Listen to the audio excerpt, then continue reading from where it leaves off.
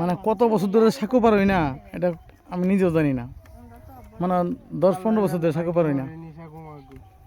না পড়তো না।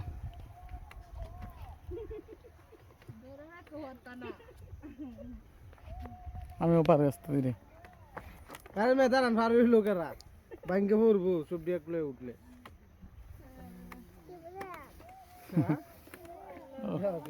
এটা একটা খাল, খালের মাঝখানে সাঁকো।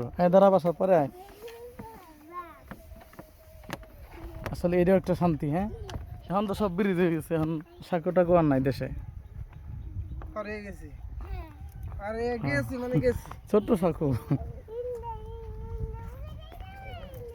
এই যে একটা সুইমিং পুল, বাসার একটা সুইমিং পুল। এটা আমি রং করবো। রং করলে এই খালি। কি একটা সুন্দর পরিবেশ না? আসলে এটা হলো সত্যিকারের গ্রাম। আমরা হচ্ছে আধুনিক গ্রাম। আমগোটা এটা হাফ শহর হয়ে গেছে, অর্ধেক শহর অর্ধেক ঢাকা হয়ে গেছে। বিল্ডিং বিল্ডিং ভরা, তো এদিকে গ্রাম অঞ্চল ওই যে বিল্ডিং।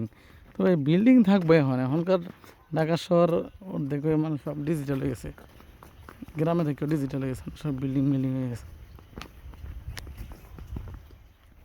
সোহাগ ভাই,